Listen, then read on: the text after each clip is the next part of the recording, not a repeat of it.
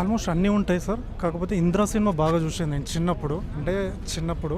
So, actually నేను Pawan Kalyan ఫ్యాన్‌ని. So, Pawan కళ్యాణ్‌కి ఎందుకు సమాజంలో ఇంత సహాయాలు చేస్తారు? ఎందుకు పబ్లిక్ అంటే ఇంత పిచ్చి పడుతుర్రు? ఎందుకు ఈయన సమాజ సేవ అని ఎందుకు అంటున్నారు అని బాగా రీసెర్చ్ చేస్తే దాని వెనక ఎవరున్నారంటే చిరంజీవి.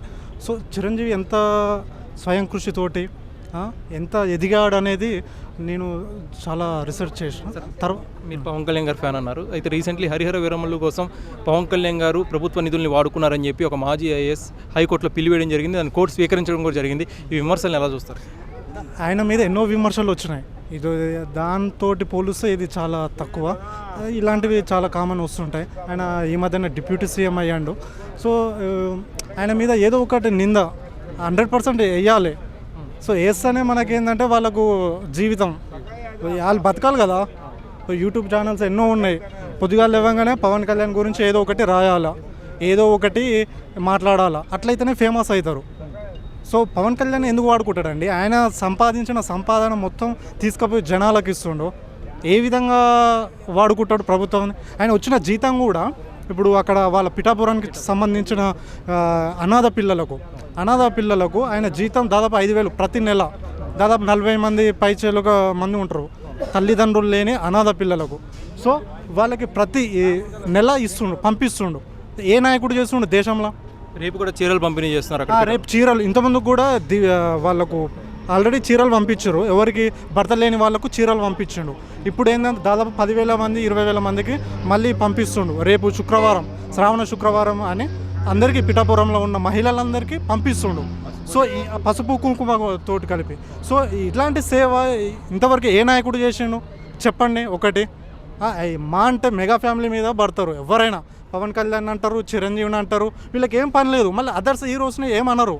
వీళ్ళు ఇంత సమాజ సేవ చేస్తున్నారు, ఇంత బాగా చేస్తారు. కావాలంటే మీరు వాళ్ళని ఇన్స్పిరేషన్ తీసుకోండి. వాళ్ళ మంచి ఎందుకు కనిపిస్తలేదు మీకు? వీళ్ళు ఇంత మంచి చేస్తారు కదా, ఎందుకు కనిపించట్లేదు? మరి వాళ్ళని ఎందుకు విమర్శిస్తారు? మరి ఇలాంటి వాళ్ళని చూపి నాకు. ఇప్పుడు కరోనా టైంలో చిరంజీవి మస్తు సేవ చేసిండు, మస్తు కోట్లు ఖర్చు పెట్టిండు. ఇది ఏ తెలుగు మీడియా కూడా చూపించలే. అదే ఎవడో 1 కోటో 2 కోట్లు అదేదో ఇస్తే దాన్ని పెద్ద హైలైట్ చేశారు ఇతర రాష్ట్రాల వ్యక్తులు. సో, మన తెలుగు రాష్ట్రాల్లో ఉన్న చిరంజీవి మస్తు చేసిండు, కానీ ఎందుకు హైలైట్ చేయలే? ఇప్పటిదాకా రక్తదానంలో లక్షల మంది రక్తదానం సేవ చేసిండు, నేత్రదానం చేసిండు.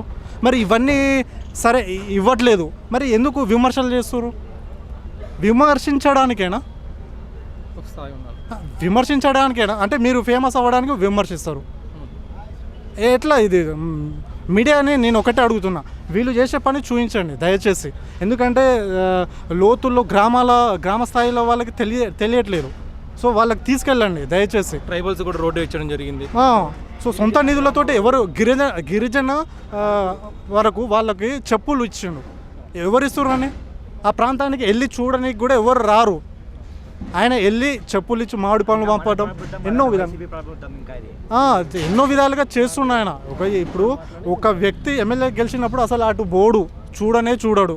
ఆయన గెలిచిన తర్వాత కూడా ఇటు సినిమాల బిజీ, అటు ఏ బిజీ అయినా కానీ ఆయన చేస్తున్నాడు పవన్ కళ్యాణ్ గారు. సో, మీరు పవన్ కళ్యాణ్ గారిని ఎంత విమర్శించినా ఆయన స్థాయి తగ్గదు. సో, అది మీరు ఏదో కొన్ని యూట్యూబ్ ఛానల్స్ పెట్టుకొని పేడ్ ప్రమోషన్ చేసుకుంటా కొంతమంది బ్యాచ్ ఉంటారు, పేటీఎం బ్యాచెస్. సో, వాళ్ళకి ఏంటంటే తిననీకు ఉండదు. వెళ్ళాలి కాబట్టి ఏదో ఒక 4 మాటలు మాట్లాడి పబ్బం గడుపుకుంటారు. సో, చేసుకోండి. బట్ ఏంటంటే మీరు ఎంత విమర్శించినా కానీ వీళ్ళ స్థాయి తగ్గదు, పెరుగుతూనే ఉంటుంది. ఈరోజు ఆంధ్ర రాష్ట్ర చేసుకున్న వరం ఏమన్నా ఉందంటే అది పవన్ కళ్యాణ్ గారిని డిప్యూటీ సీఎంగా చేసుకోవడం. ఈరోజు ఎన్నో మన్యం ఏరియాల్లో అయితేనేమి, ఇటు పిఠాపురం నియోజకవర్గం అయితేనేమి, అలానే రాష్ట్రంలో ఏ నాయకుడు ఆలోచించిన రీతిగా ఒక స్వతంత్ర దినోత్సవం రోజునాడు ఒక పంచాయతీ ప్రెసిడెంట్ గర్వంగా జెండా ఎగరేసుకోవడానికి దానికి ప్రత్యేకంగా నిధులు, చిన్న పంచాయతీకి అయితే 10,000 రూపాయలు, పెద్ద పంచాయతీకి అయితే 10,000 రూపాయలు నిధులు కేటాయించి ఈరోజు ఆంధ్ర రాష్ట్రంలో ప్రతి ఒక్కరు కూడా గర్వంగా చెప్పుకుంటూ విషయం ఏముందంటే అది ఆంధ్ర రాష్ట్రానికి పవన్ కళ్యాణ్ గారు డిప్యూటీ సీఎంగా రావడం, పంచాయతీరాజ్ శాఖ మంత్రిగా చేయడం కూడా ఎంతో ఆనందంగా ఉంది.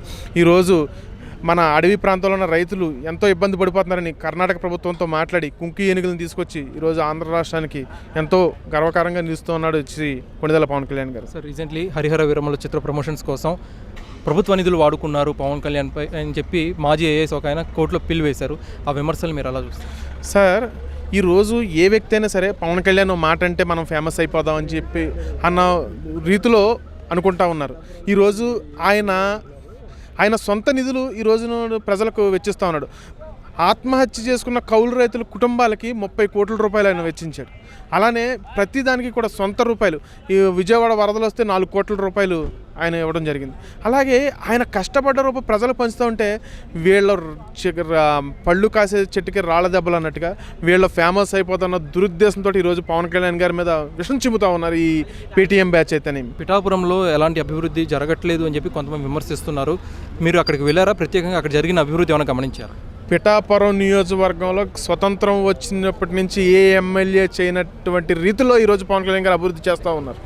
ప్రతి విషయాన్ని కూడా ఆయన కూలంకుషంగా పరిశీలించి ఆయన టీంతో అయితేనే ఆయన అయితేనే స్వాక్యంగా రేపు రోజునాడు ఆయన సతీ సమేతంగా వెళ్ళి అక్కడున్న ఆడపడుచులందరికీ పసుపు కుంకుమతో చీర జాకెట్ కూడా ఇవ్వడం జరుగుతుంది.